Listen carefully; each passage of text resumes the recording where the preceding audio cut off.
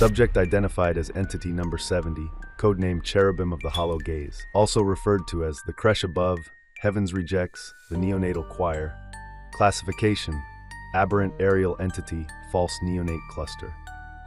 This entity takes the form of drifting, semi-organic orbs, each roughly the size of a human infant's head, with grotesquely exaggerated facial features and enormous glowing ocular sockets.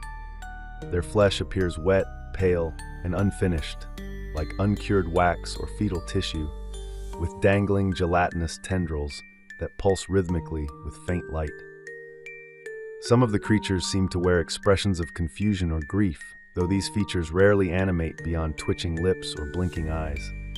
Clusters of 10 to 60 are often seen hovering in organized, yet eerily childlike formations, such as circles, lines, or spirals, especially above residential neighborhoods. Behavioral traits: group mimicry.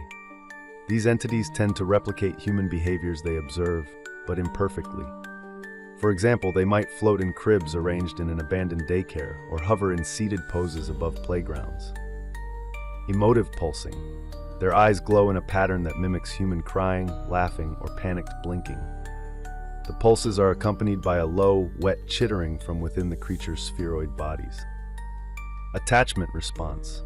If one is separated from its cluster, it will fixate on the nearest human, following them and emitting sounds that resemble distorted cooing or lullabies. Memory echoing. Individuals who spend extended time within a cluster report hearing the voices of lost children, miscarried siblings, or forgotten imaginary friends, as if the entity borrows the emotional residue of grief. Abilities. 1. Emotional field disruption. Their presence causes a wave of parental confusion, overwhelming even strangers with a protective urge that eventually devolves into fear or revulsion.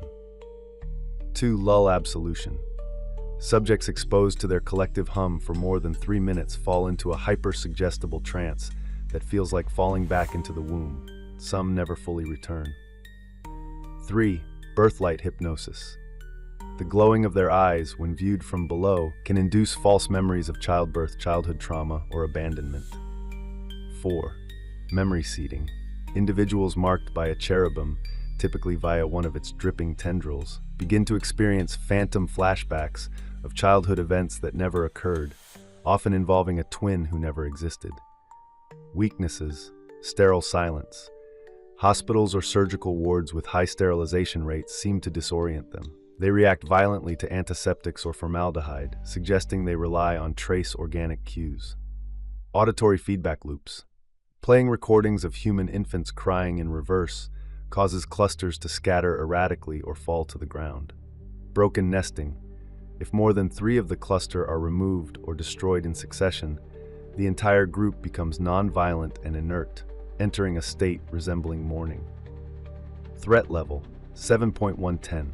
Psychospiritual hazard, memory corruption, swarm.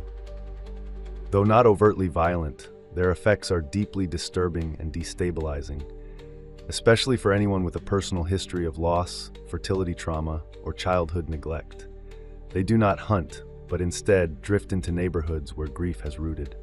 It's not that they want to be held, it's that they remember what it's like to almost exist. Conclusion: do not name them, do not comfort them, and whatever you do, do not sing to them.